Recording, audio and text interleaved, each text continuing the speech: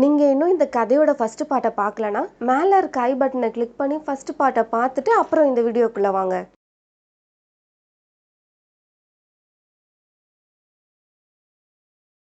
என்ன சொன்னா இப்படி சொல்ற?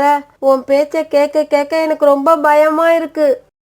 ஆமா கோரி அக்கா, யாரெல்லாம் இப்படி தற்கொலை பண்ணிக்கிறாங்களோ அவங்களோட ஆவியெல்லாம் சுத்திக்கிட்டே இருக்குமா. அழகான பெண் பறவையா பார்த்து அவங்கள பிடிச்சுக்குமா. சோனா, இப்படி பேசுறத முதல்ல நிறுத்து. நீ தொடர்ந்து இப்படி பேசிக்கிட்டே இருந்த அப்புறம் நான் வீட்டுக்கு போயிடுவேன். ஐயோ கோரி அக்கா, நான் சொல்றது எல்லாம் உண்மை. உங்க பேரும் அழகா இருக்கு, நீங்களும் அழகா இருக்கீங்க.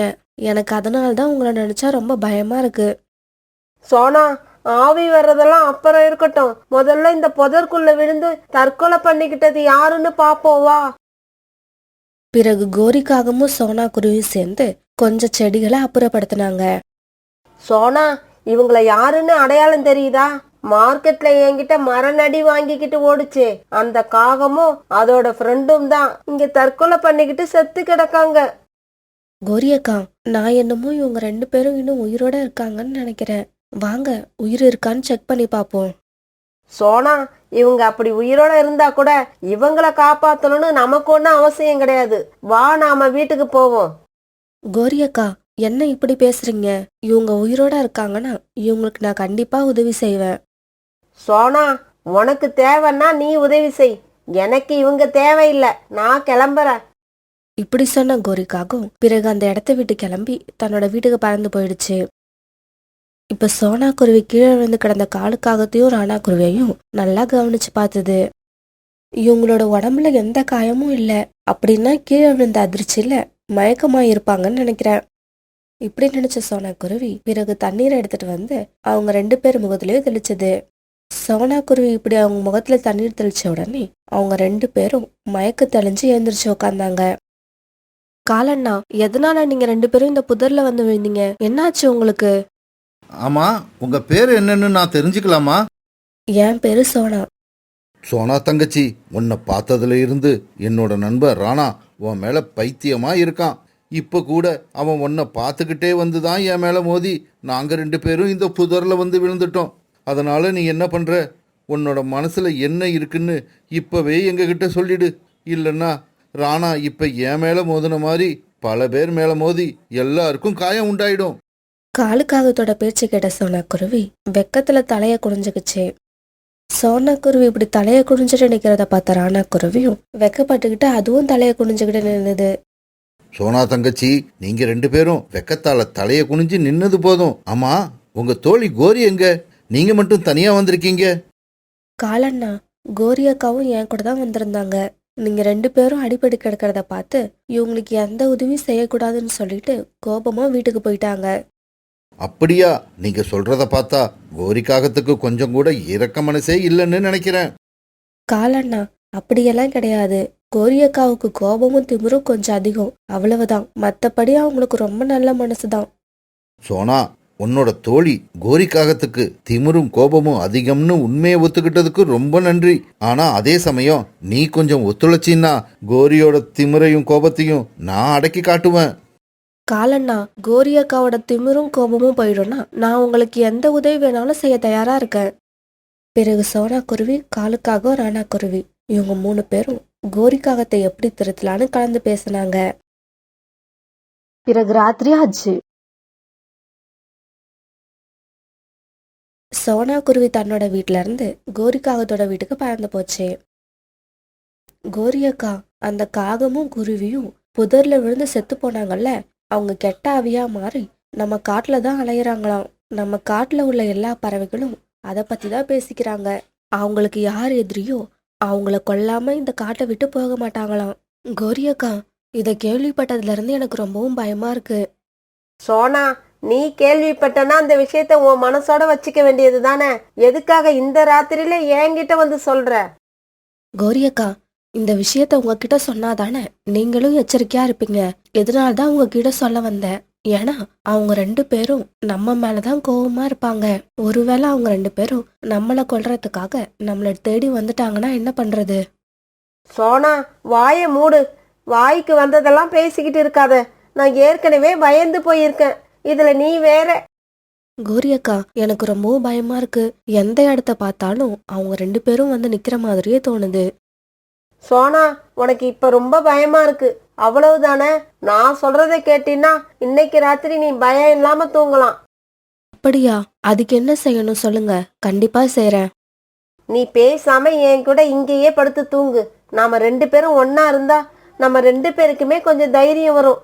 எப்படி என்னோட ஐடியா? கோரி அக்கா, இந்த ஐடியாவுக்கு நான் ஒத்துக்க மாட்டேன். ஏன்னா காலண்ணனை வாய்க்கு வந்தபடி திட்டி தலையால முட்டி சண்டை போட்டது நீங்க தான். அதனால உங்களை கொல்றதுக்காக எப்படி இருந்தாலும் இந்த வீட்டுக்கு வருவாங்க.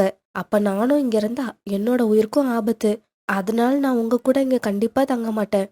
கோரி அக்கா, நீங்க பார்த்து ஜாக்கிரதையா இருங்க, நான் கிளம்புறேன். இப்படி சொன்ன சோனா குருவி பிறகு உடனே அங்கிருந்து பறந்து தன்னுடைய வீட்டுக்கு போயிடுச்சு. இந்த சோனா குருவி இப்ப நம்ம வீட்டுக்கு வராமலே இருந்திருந்தா எவ்வளவு நல்லா இருக்கும். இப்ப நாம தனியா படுத்து எப்படி தூங்குறது? கடவுளே, நீ தான் என்ன காப்பாத்தணும். இப்படி நினைச்ச கோரிக்காகம் உடனே தன்னோட கண்களை இறுக்கமா மூடிக்கிட்டு கூட்டுல படுத்து தூங்க ஆரம்பிச்சது. இப்படி படுத்த கோரிக்காகத்துக்கு நல்ல தூக்கம் வர நேரத்துல வாசக்கதவை யாரோ தட்டுற சத்தம் கேட்டது. அந்த சத்தத்தை கேட்ட கோரிக்காகும் ரொம்பவும் பயந்து போயிடுச்சு. யாரு கதவை தட்டுறது? யாரு இந்த நேரத்துல யார் வந்திருக்கிறது? கோரிக்காகம் இப்படி கேட்டதுக்கு எந்த பதிலும் இல்ல. கோரிக்காகம் இப்ப மறுபடியும் கண்ணை மூடி படுத்து தூங்க ஆரம்பிச்சது. மறுபடியும் கதவு தட்டுற சத்தத்தை கேட்ட கோரிக்காகும் அழவே ஆரம்பிச்சிருச்சு. யாரு யாரு வந்திருக்கீங்க? எதுக்காக வந்திருக்கீங்க? கோரி, நான் தான் காலுக்காக வந்திருக்கேன். எனக்கு உன்னோட ரத்தம் தேவைப்படுது. அதுக்காக தான் உன்னோட வீட்டுக்கு வந்திருக்கேன். கடவுளே, என்ன காப்பாத்துங்க. இந்த சோனா குருவியாவது என் கூட இருந்திருக்கலாம்.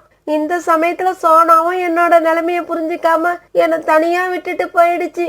வெளியில ஓடலான்னு பார்த்தாலும் அந்த பேய் வாசல்லே நிக்குது. இப்ப நான் என்ன பண்ணுவேன்? இந்த சமயத்துல கதவு உடைச்சுக்கிட்டு காலுக்காகத்தோட ஆவி உள்ள வந்தது. கோரி, என்கிட்ட இருந்து உன்னை யாராலையும் காப்பாத்த முடியாது.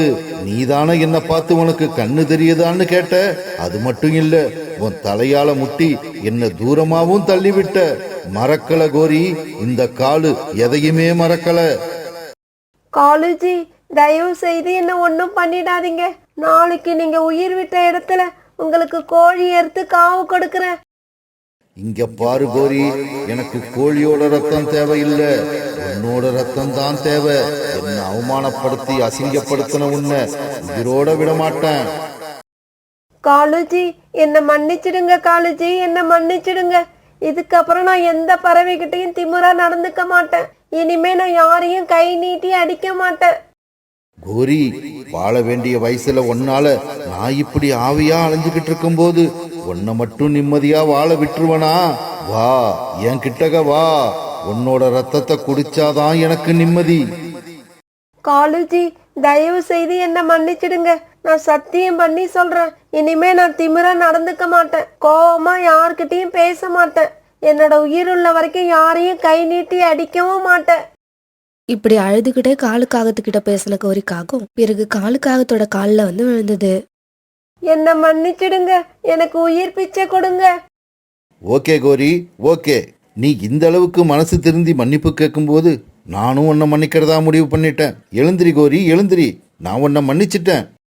பிறகு ஏந்திரிச்சு உட்கார்ந்த கோரிக்காகும் தன்னோட மனசுக்குள்ள இப்படி நினைச்சது. என்ன இது? இந்த ஆவியோட குரல் இவ்வளவு நேரமா எக்கோ எஃபெக்ட்ல கேட்டது. இப்ப என்னடானா சாதாரண குரலா மாறிடுச்சு. இது எப்படி? என்ன கோரி, என்ன யோசிச்சுக்கிட்டு இருக்க? அது வேற ஒண்ணும் இல்ல காலுஜி. கொஞ்ச நேரத்துக்கு முன்னாடி எக்கோ எஃபெக்ட்ல கேட்ட உங்க குரல் இப்ப எப்படி சாதாரண குரலா மாறிடுச்சு? சொல்றேன் கோரி, சொல்றேன். இருந்தாலும் உன்னோட சந்தேகத்துக்கு நான் பதில் சொல்றதை விட வாசல்ல நிக்கிற சோனா குருவியும் ராணா குருவியும் பதில் சொன்னாதான் நல்லா இருக்கும். பிறகு வெளியில நின்றுட்டு இருந்த ராணா குருவியும் சோனா குருவியும் கோரிக்காகம் வீட்டுக்குள்ள வந்தாங்க. பிறகு இவங்க 3 பேரும் கோரிக்காகத்தை பார்த்து விழுந்து விழுந்து சிரிச்சாங்க. கோரி, நீ நல்லா ஏமாந்துட்ட கோரி, நல்லா ஏமாந்துட்ட. நானும் ராணாவும் சாகவும் இல்ல, நான் ஆவியும் இல்ல.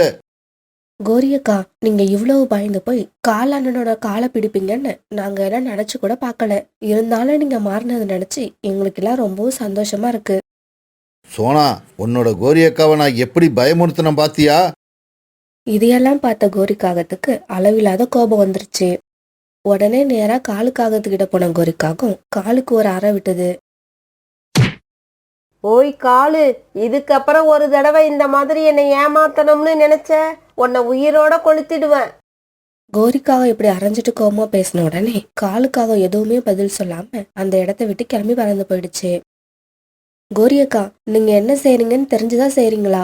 எதுக்காக காலண்ணனை கை நீட்டி அடிச்சீங்க? சோனா, உனக்கு நான் செஞ்ச தப்பு மட்டும்தான் தெரியுதா? அவங்க செஞ்ச தப்பு எல்லாம் கண்ணுக்கு தெரியலையா? கோரி அக்கா, காலண்ணா மார்க்கெட்ல உங்க மேல இடிச்சிட்டு சாரி சொல்லாம போனது தப்புதான். ஆனா அதே சமயம் நீங்க என்ன செஞ்சீங்கன்னு நினைச்சு பாருங்க.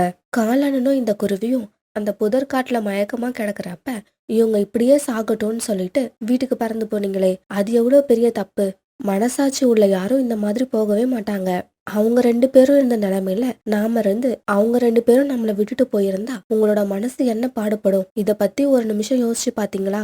கோரி அக்கா, இவ்வளவு சொல்லியும் நீங்க செஞ்ச தப்பு உங்களுக்கு புரியலனா இதுக்கப்புறமும் நான் உங்ககிட்ட பேசிக்கிட்டு இருக்கிறதுல அர்த்தமே இல்ல. நான் இப்பவே இந்த இடத்த விட்டு கிளம்புறேன். இதுக்கப்புறம் உங்ககிட்ட நான் பேசவே மாட்டேன். சோனா, நீங்க 3 பேரும் சேர்ந்து நான் செஞ்ச தப்பு என்னன்னு என்ன நல்லா உணர வச்சுட்டீங்க. தயவு செய்து என்னை மன்னிச்சிடு சோனா, என்னை மன்னிச்சிடு. நான் செஞ்ச தப்பெல்லாம் எனக்கு இப்பதான் தெரிய வருது. கோரி அக்கா, எதுக்காக என்கிட்ட மன்னிப்பு கேக்குறீங்க? நீங்க உண்மையிலேயே திருந்தி மன்னிப்பு கேட்கணும்னு ஆசைப்பட்டீங்கன்னா நாளைக்கு காலையில காலண்ணா வீட்டுக்கு போய் அவர்கிட்ட மன்னிப்பு கேளுங்க. இப்படி கோரிக்காகத்துக்கிட்ட பேசின சோனா குருவி பிறகு ராணா குருவியை அழைச்சுக்கிட்டு கோரிக்காகத்தோட வீட்டை விட்டு பறந்து போச்சு. அன்னைக்கு ராத்திரி பூரா கோரிக்காக தூங்காம தான் செஞ்ச தப்பையெல்லாம் நினைச்சு பார்த்துக்கிட்டே உட்கார்ந்துருந்தது. மறுநாள் பொழுது விடிஞ்சிச்சு. அன்னைக்கு காலையிலேயே தன்னோட வீட்டை விட்டு கிளம்பின கோரிக்காகவும் காலுக்காகத்தோட வீடு எங்க இருக்குன்னு விசாரிச்சு அங்க பறந்து போச்சு. காலுஜி, தயவு செய்து என்னை மன்னிச்சிடுங்க. நான் உங்ககிட்ட இது வரைக்கும் நடந்துகிட்ட விதம் ரொம்பவும் தப்பு. அதை நினைச்சு நான் ரொம்பவும் ஃபீல் பண்றேன். இங்க பார் கோரி, உனக்கும் எனக்கும் எந்த பேச்சும் கிடையாது. நான் உன்கிட்ட பேச விரும்பல. நீ வீட்டை விட்டு வெளியே போ. காலுஜி, நான் இங்க இருந்து போறதுக்காக வரல. அப்ப நீ இந்த வீட்டுல இரு, நான் வெளியில போறேன். காலுஜி, நீங்க போகாதீங்க. நான் உங்ககிட்ட ஒரு முக்கியமான விஷயம் பேச வந்திருக்கேன். ஆனா காலுக்காக அதை காதுல வாங்காம வெளியில போக ஆரம்பிச்சது.